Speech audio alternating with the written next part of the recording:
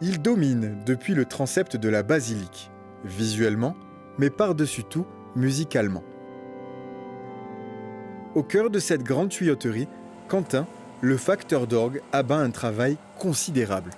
Donc là, vous avez le tuyau qui a les trous. Et si je le bouche, il est une octave en dessous. Ça s'appelle un tuyau harmonique, ça veut dire qu'il va prendre l'harmonique du dessus. Ce travail minutieux, il doit le répéter sur plus de 2350 tuyaux. Des heures de concentration pour fabriquer le son parfait. On doit savoir où on va d'un point de vue artistique, c'est-à-dire que j'ai dans la tête des sonorités. On doit savoir où on va d'un point de vue gestuel, parce que les gestes sont extrêmement sensibles, extrêmement fins. Et puis, on doit savoir gérer les angoisses, parce que c'est quand même le moment où on a toute la pression. Voilà. Sur certains de ces tuyaux, des noms gravés. Des étrangers, mais surtout des parodiens. 700 parrainages pour aider à financer cet orgue.